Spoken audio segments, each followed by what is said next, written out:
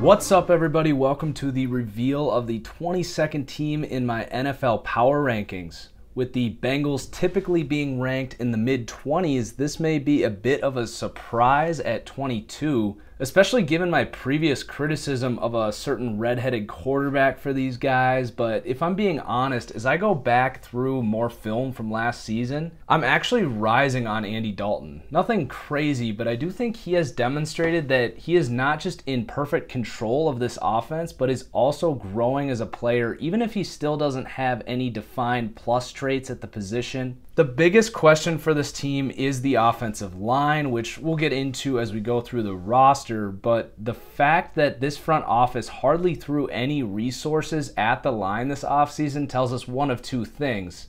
This team is satisfied and confident in the guys they have, or they've lost their damn mind. Personally, I will give this front office the benefit of the doubt, as they have been one of the most consistent groups in the NFL over the last decade.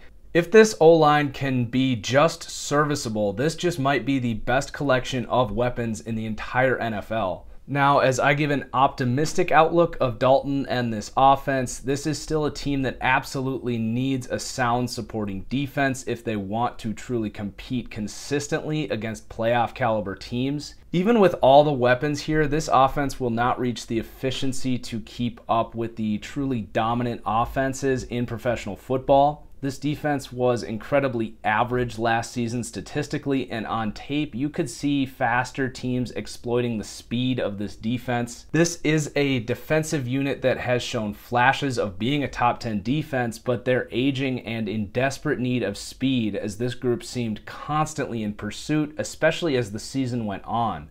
So they get the addition of 2016 first-round corner William Jackson and some intriguing rookies on the D-line to help this. And I'm not convinced this defense will return to that top 10 level play that we've seen from them in the past, or even be any better than last season. However, the reason I have this team over Detroit, Miami, and Washington is this team has a significantly higher ceiling in my opinion, as this is the only team among these four that could have a top 10 offense and a top 10 defense. I also think that we absolutely cannot ignore the experience of not just these players, but this coaching staff. This is a group that knows how to win, at least in the regular season. As far as Vegas goes, the 22nd spot is pretty consistent with Vegas, as they have them at plus 4,000 in a four-way tie at 22nd in odds to win the Super Bowl with Miami, Washington, and Philadelphia. Vegas also has this team's over-under at 8.5, which I think reflects this team's upside, considering this is the highest of any team I've reviewed thus far. That said, I've never been one to bet on Andy Dalton, and while there is a 10-plus win potential for this Bengals team, there are simply more major question marks here than I would like. And if things start to go south with a few injuries, or maybe some of these young guys aren't as good as we think they could be, this team could find themselves winning 5 or 6 games just as easily as winning 10 or 11. If I have to pick, I will go under 8.5, but I do think there are worse teams to bet on as a super long shot Super Bowl pick. So let's dive into the roster here, starting with Andy Dalton. I rank Dalton as the 16th best quarterback in football. As you see, I have him as a 78 overall in Madden. This is pretty agreeable with EA, who has him 14th, though he comes down 4 overall marks, as do most players in this sort of middle tier, as I aim to differentiate the true greats at each position. Keep in mind too, as we go through this roster, I am previewing the entire depth chart. However, you may hear me mention players not listed here in Madden. I do my best to get my roster perfect, but as some of my other videos have detailed, this is not possible with the limitations the game puts on roster creation. Anyway, I am rising on Dalton. I recently tweeted out an absolute dime he had in the red zone against the Eagles, which I can't use here on YouTube for copyright reasons, but I would recommend checking out the media portion of my Twitter if you want to see that. I think Dalton is starting to become more accurate as he becomes more comfortable in this scheme. He also has become much more aware in the pocket and has always limited his mistakes in terms of bad interceptions. Him and a guy like Kirk Cousins are incredibly close for me, and while I currently have Cousins a little higher at 15th. If Dalton can get better O-line play, I think he will surpass Cousins on most people's boards after this season. The best thing about Dalton, however, is unlike Kirk Cousins, Dalton's salary number isn't crippling this team in terms of roster construction. Dalton is on the books for the next 4 years at what now has turned out to be an incredibly team-friendly number of $16 million a year. This is 18th in terms of quarterbacks, so if he is the 16th best QB in the league, this is actually quite the bargain. Kirk Cousins, as a reference, cost the Redskins $24 million on the franchise tag, third among quarterbacks for being the 15th best quarterback in the league. And we've all seen what paying Joe Flacco as the highest salary in 2017 for quarterbacks has done to the Ravens since his big contract happened. So I think the Bengals are well aware of what they have in Dalton and have made efforts to maximize his production. If he continues to grow as he has the last 2 years, there just may be a Super Bowl window here under the comfort of his current contract. Behind Dalton on the depth is A.J. McCarron, whose name has been thrown around for trades this offseason. I don't see anything there other than a career backup. And then the intriguing prospect of Jeff Driscoll behind McCarron. Moving forward now to running back, I will remain stubborn about Joe Mixon. I thought he was the best running back in this draft, and I love the fit even more. Cincinnati has an awesome track record of bringing in guys like Mixon, settling them down, if you will, with players like Pac-Man Jones and Vontaze Burfict. On tape, Mixon was a mirror image of the current Le'Veon Bell. To clarify, not the Michigan State version, which was more of a Jordan Howard equivalent. He's got incredible hands, patience as a runner, had one of the fastest 40s in the class with good agility scores, and most impressive, he will run you over at 230 pounds. Assuming his past is behind him, I think Mixon takes full control as a 3-down back very early this season and is a front runner for Rookie of the Year in my book, especially if Giovanni Bernard remains off the field still recovering from his ACL injury. The only real question then is how does this offensive line look without Whitworth and Zeitler now? But teams will not be able to flood the box with these weapons outside either. As for Bernard and Hill, I think Bernard still has a future here as a change of pace back. We should still see him in for the occasional 3rd down or maybe 2 running back sets. His contract goes for another 3 years. Hill, on the other hand, takes a back seat strictly as a reserve here. Maybe we see him on the goal line, making it frustrating from a fantasy perspective, but I think ultimately he sees minimal work and even gets traded in camp or at the deadline, as he is set to be a free agent after this season. Now, if he ends up going to an Indianapolis or Green Bay, then we'd be in business. I don't love his talent per se, but he is a solid power back who we've seen perform at a very high level. He's somewhere between Alfred Morris and Jordan Howard in terms of talent. Needless to say, they've got great depth and versatility at the position. Very little after these three, however, with veteran Cedric Pierman still there and prospect Troy Carson. On to the receivers now. This is an absolutely incredible depth chart. AJ Green, most people agree, is the 4th best wideout in football. I wouldn't argue with you, however, if you had him as high as 2nd. Regardless, he is an absolutely dominant force, one of the best assets in all of football, and he opens up everything else for this offense. Brandon LaFell gets re-signed when a lot of people thought he would be on his way out, considering all the talent here. He is a mirror of Mohamed Sanu, but for a much cheaper contract. Then John Ross, who I love, who I think has the ceiling of Odell Beckham, but the floor of Deshaun Jackson. If you look at how quickly he can get in and out of his breaks and has that unique ability in space to make people miss so naturally. If he can just stay healthy, which is most people's concerns with Ross, I cannot wait to watch defenses try and guard AJ Green and tackle John Ross and Joe Mixon underneath.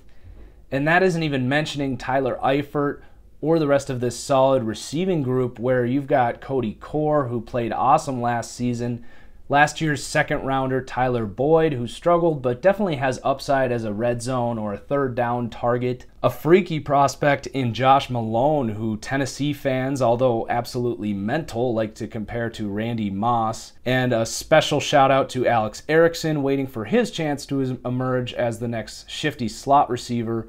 We already threw out the take of James Wright succeeding in Cleveland, who was an odd man out in this group. If we see Erickson or Cody Core get released, I will have them flagged as well as someone to monitor with more opportunity on a different team. When you add Eifert to this group, I'm going to go as far as saying this is quietly the best receiving core in all of football, even over the typically debated Giants and Falcons. Then at tight end, we've got Eifert, who I like but might be slightly overhyped. He's got awesome hands, great size, but average quickness at the position. Unfortunately, he can't stay healthy too. But I love him as the third to fifth weapon in this offense, depending how Ross and Mixon play into the receiving game. It gets pretty thin behind Eifert too, with Tyler Kroft, prototype tight end 3, and athletic prospect CJ Uzomah still learning. Ryan Hewitt there as a blocker, and then 7th round pick Shrek Mason coming out of probably the best tight end class in history. Can he make this roster and grow from there? So now let's talk about this offensive line. I really shredded this group last year, especially Cedric Ogbuehi starting at right tackle. Now, apparently he is much more comfortable on the left side of the line. Like I said, I will give this coaching staff and this front office the benefit of the doubt here, but there was absolutely nothing on tape from last season that shows us that Ogbuehi should even be starting in the NFL. For Bengals fans, things better start clicking and clicking fast for Ogbuehi, because frankly a significant chunk of this team's success will hinge on his performance as he moves to left tackle. Looking at the rest of this group, Clint Bowling, I like him as a run blocker, but he does struggle to anchor in pass protection against dominant interior defenders. He does need help in those situations. Bodine is fine at center. Andre Smith comes back home to play guard. His health is probably the second hanging question among this group, and I think Jake Fisher will actually do quite well at right tackle. As far as depth goes, Christian Westerman, a 5th rounder last year, can probably start at guard if anything happened to Andre Smith, and Eric Winston still playing as a backup tackle here despite his age. They draft J.J. Dielman as a center in the 5th to potentially overtake Bodine in the long run, and then not much behind those 3 backups as far as I can tell. This O-line is going to be such a big question. On paper, it actually looks okay, maybe better than people are making it out to be. But if the passing game can force defenses to spread out, if Ogbuehi can be just okay, and if they can avoid injuries, then this will be a top 10 offense, no doubt. But if any number of those things go wrong, this season could go south fast for these guys. So now moving on to the defense, the D-line is clearly still the strength of this defense. Carlos Dunlap and Geno Atkins really set the tone for this whole squad. I love Carlos Dunlap, and I don't think he gets enough respect, especially after being forced to watch the Khalil Mack love fest that is the 2017 NFL offseason. Atkins is a monster as well. Boy, do I love 6'1" defensive tackles. Pat Sims and Michael Johnson will start, but I do believe on a short leash, as this team has poured draft picks into the depth here over the last couple of years. I absolutely love bringing in athletes like Carl Lawson and Jordan Willis, though it seems we might end up seeing Lawson in the Anthony Barr role of this defense, still teaching the Mike Zimmer school of the 4-3. Chris Smith and Will Clark, also intriguing rotational edge rushers. And then on the interior, we've got Andrew Billings as essentially a rookie who fell in the draft because of injury concerns and did not play last year. But frankly, a first-round talent there. Marcus Hardison and a 4th-round rookie, Ryan Glasgow, also very intriguing. Rotational linemen with David Dean, Brandon Thompson, and Deshaun Williams rounding out the rest of this competition at defensive tackle. I can say with confidence that in the very least, this will be a top 10 pass rush and a unit that will be a total pain in the ass to block, especially with the young talent rotating in off the bench. Playing behind that elite group of linemen will be a familiar group of crafty vets in the linebackers. Ray Maualuga departs to bring in a cheaper version of the same player in Kevin Minter. Vontaze Burfict still there as the best linebacker here, though his speed limits his upside in coverage. And Marcus Flowers will try and fend off veteran Vincent Ray and other young guys like Nick Vigil, Paul Dawson, and again, perhaps Carl Lawson, Bryson Albright, and 6th-round pick Jordan Evans out of Oklahoma, rounding out the depth of this motley crew of a linebacking group. I have my concerns here, but there is definitely enough talent and depth to suffice for the direction this team wants to go. Then this secondary that really underperformed last season, Pac-Man Jones and Dre Kirkpatrick, though very physical, are far from the type of athletes you'd like to see out there covering these receivers in the NFL today. Darqueze Dennard has been more or less a bust, though we have seen 3rd or 4th year corners of similar profiles put it all together with guys like Josh Norman, David Amerson, AJ Boye, Xavier Rhodes. Actually a pretty good list there.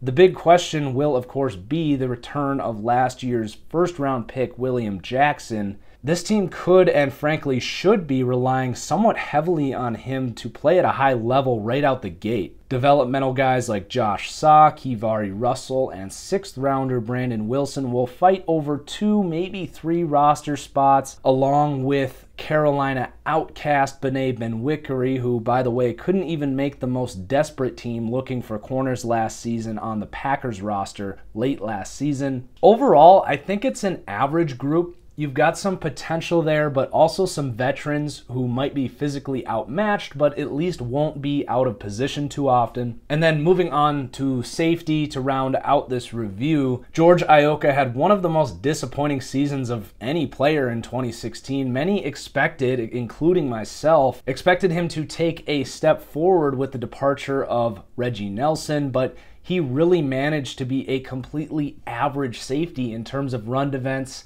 and coverage.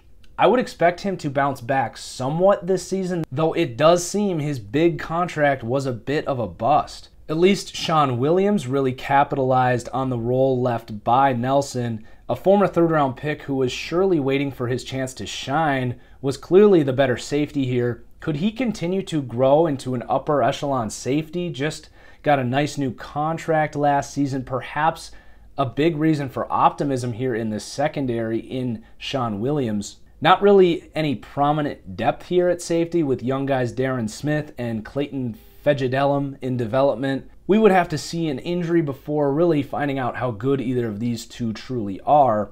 On the bright side, only keeping 4 safeties would allow the Bengals to perhaps stash another corner or even a receiver where they will have some really difficult cuts to make. So that's going to do it. Check out my other deep dives. Bengals fans, let me know your thoughts if I'm missing something on one of these players and or if you agree with where I have the Bengals in these power rankings. The rest of you, let me know who you think should be next on this list. I'm going to try and get 3 or more of these out this week as we get closer and closer to football season. Can you guys believe we won't have a Sunday without either Game of Thrones or football until next February? Peace out, everyone. Thanks for watching. We will catch you for the reveal of number 21 in my power rankings soon.